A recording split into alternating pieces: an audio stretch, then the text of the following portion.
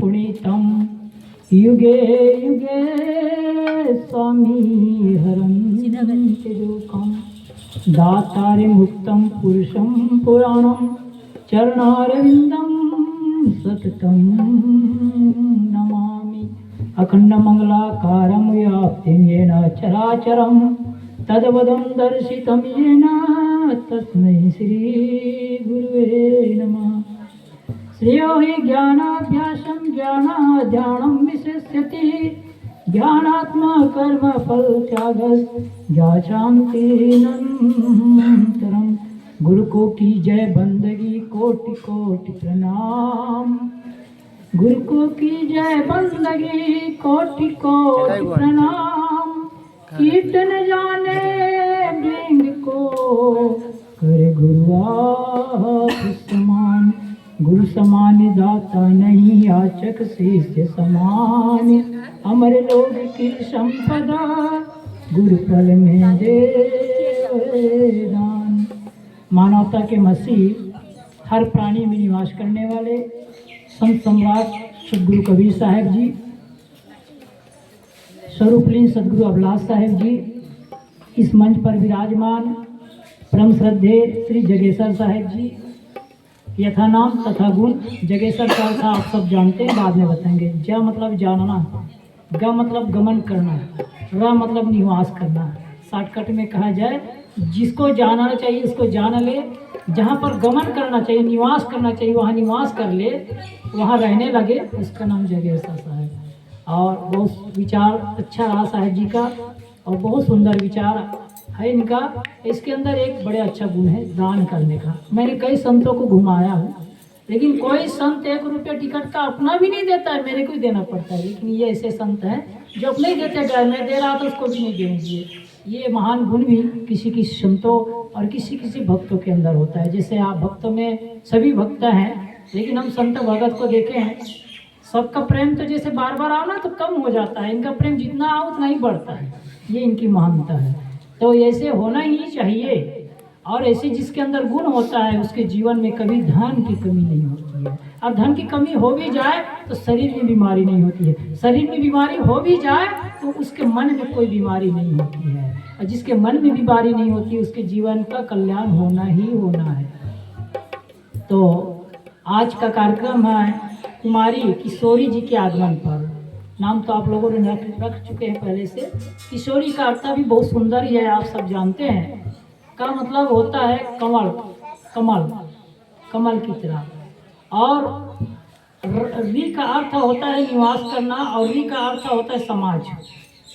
ऋग्वेद में अनेक अर्थ हैं।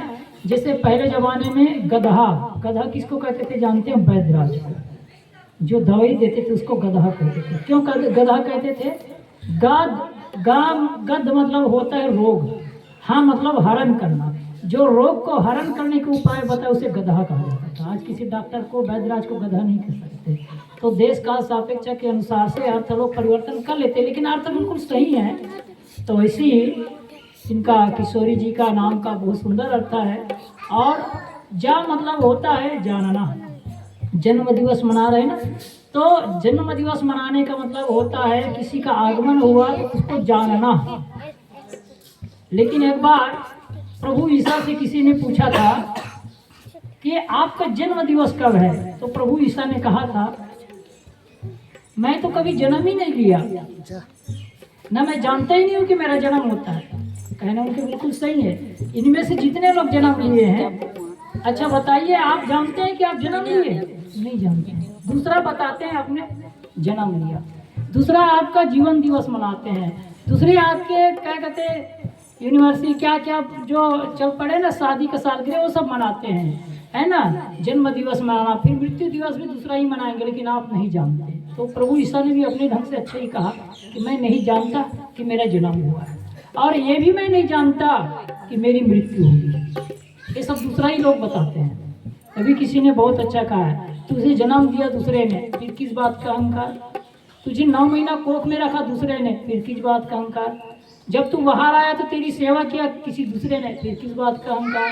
जब बच्चा रहा तो पढ़ाई लिखाई करवाया किसी दूसरे ने, मतलब माँ बाप ने करवाया, परिवार ने करवाया, जिसका माँ बाप नहीं किसी और जगह पढ़ा लिखा।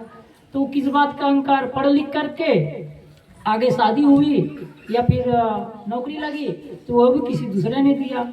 इसके बाद मकान भी बनाया तो भी सरकारी बंगला मिलता है तो किसी दूसरे ने दिया, सरकार ने दिया, किसी दूसरे ने दिया। इसी तरह से कहा जाए मरने के बाद भी अर्थी जब बनती है तो कोई दूसरा ही बनाता है। तो किस बात का अहंकार? तो इस बात को जो समझ जाएगा उसके जीवन में संस्कार आने लग जाएगा। कबीर साहब ने कहा है, उस पर थोड़ा सा विचार दूंगा। बूझो बूझो गोरखना अमृतवाणी, बरसे ले कमरा भीजे ले पानी। इसमें संस्कार पर भी आया है। तरके घैला ऊपर पनिहारी, लड़का के गोद में खेले महतारी। इसी को कबीर साहब ने 9 शब्दों में कहा है बीजक में। संतो बोले ते जग मारे, सांच कहो तो मारन घावे। संत बोले ते जग मारे, अन बोले ते कैसक बनी है, शब्द ही कोई ना विचारे। पहले जन्म पुत्र का भय हूँ, बाप जन्म अब पाछे। इतना ही लेते हैं, लंबा कहने का समय नहीं है। दूसरी बात कबीर साहब ने कहा है, पहले तरके घैला ऊपर पनिहारी और लड़का के गोद में खेले मातारी। यहाँ भी वही है, लड़का मतलब बच्ची, बच्ची बड़ी है। अब बच्ची की गोद में कौन खेल रहा है? खेल रही है माँ, खेल रही है। आप लोगों ने देखा है कौन खेलते हैं?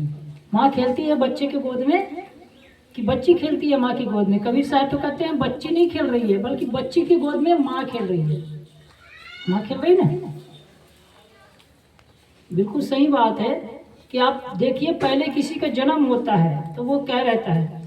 पहले पुत्र रहता है या कोई पुत्री रहती है ना? पहले लड़की रहती है या पहले लड़का रहता है। वो बाप बाद में बनता है। किसी ने बहुत अच्छा कहा है कि the child of father is me. पहले बच्चा ही फादर रहता है, और लेकिन वो फादर दिखाई नहीं पड़ता है। जब वो बच्चा होता है उनका, जब उनकी शादी होती तो वो फादरपना उसकी दिखाई पड़ती है। तो इसलिए कहते हैं बच्चे को पहले संस्कार दो। आज देखिए हर जगह हमने देखा बच्चों को संस्कार लोग कम देते हैं। स्टैंडर्ड ऑफ लिविंग बहुत बढ़ा है, बहुत खूब बढ़ा है स्टैंडर्ड ऑफ लिविंग, लेकिन क्वालिटी ऑफ लाइफ कितना घटा है? सबसे ज़्यादा, बहुत ज़्यादा। उसमें बहुत सारी बातें आई है। तो उसमें कहा है, विदेश के एक लेखक हुए, चीन के महापुरुष जिसको कहा जाता है लाओ त्से, उसने बहुत अच्छी अच्छी बात कहा है। वो कहने का समय नहीं है, लेकिन खास हम कबीर साहब की बात कहते हैं। आज संस्कार पर एक कार्यक्रम रखा गया है। तो संस्कार 16 प्रकार के होता है। संस्कार भी 16 प्रकार के होता है। 16 प्रकार के संस्कार तो आदमी अपने बच्चों को नहीं दे पाता, लेकिन मेरे ख्याल से कम 6 संस्कार तो देना चाहिए। और जिसके पास इतनी गरीबी है जो संस्कार में 6 नहीं दे सकता है, वो कम से कम 4 संस्कार दे। जो 4 संस्कार भी नहीं दे सकता है वो 2 संस्कार तो देना ही चाहिए उनको। और जो आदमी अपने जीवन में अपने बच्चों को 2 संस्कार नहीं दे पाया, मतलब वो कुछ नहीं दे पाया। कोठी है, बंगला है, कार है, लेकिन संस्कार नहीं है तो सब बेकार है। बहुत है लोगों के पास, सोफे का सेट है, डायमंड सेट है ना, और टीवी सेट है, मोबाइल सेट है, गाड़ी सेट है, कोठी बंगला सेट है, पत्नी सेट है, बच्चे सेट है, लेकिन अब सेट क्या है? माइंड अपसेट है। तभी तो आदमी रो रहा है।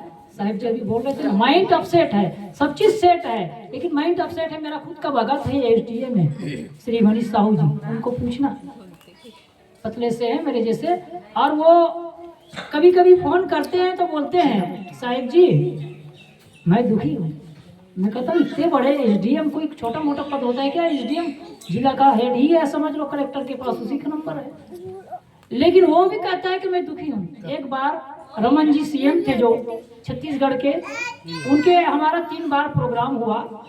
पहले बच्चा था, ज़्यादा बोलता था, अब तो कम बोलता हूँ, तो भूल भी गया मैं, क्योंकि आपके तरफ नदी किनारे जाता हूँ ना तो और अच्छा लगता है, तो और भूल जाता हूँ मैं तो ये भी भूल जाता हूँ कि मेरा शरीर है। कभी कभी ऐसा भान होता है, आप भी अनुभव करोगे जब ध्यान करोगे तो, कि कभी कभी ऐसा होगा आपके शरीर भी नहीं है, सिर्फ एक पिंजरा है। पिंजरा मतलब पिंजरा तार का होता है। तो जैसे हम लोग को दिखे ना किसी का वो टीवी में भूत बंगला का आप फिल्म देखना, तो तो टीवी में दिखाएगा ना सिर्फ हड्डी हड्डी शरीर, एक सिर्फ हड्डी आती है, तो ऐसा दिखाई पड़ता है। जब अंदर अनुभव करने लगो विपश्यना में, ध्यान में, साधना में, तो अब सब कुछ अनुभव लगेगा, आपको सब कुछ अनुभव होने लगेगा कि क्या चीज़ है संसार। ये बात पर बाद में विषय करेंगे कभी समय रहे तो। आज संस्कार पर करते हैं। तो मैंने संस्कार पर बात शुरुआत की थी। तो आज बड़े बड़े लोग दुखी है। सीएम 3 बार सीएम बन चुके रमन जी, अभी विधानसभा अध्यक्ष है। उनका हमारे एक जगह प्रोग्राम था, बड़ा सा प्रोग्राम था, उस बीच में हमारे साहब भी थे, मैं भी था, तो उसमें मैं ही वो कर रहा था।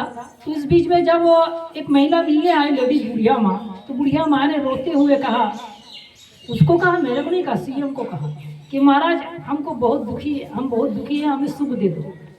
तो सीएम ने मेरे तरफ उंगली दिखा करके कहा, रमन जी ने, कि माता जी तुमसे ज़्यादा दुखी मैं हूँ। उसने कहा, अपना अनुभव कहा, तुमसे ज़्यादा दुखी मैं हूँ। मैं ये सिर्फ लिखा पढ़ी बात नहीं करता हूँ, हकीकत वाली बात है।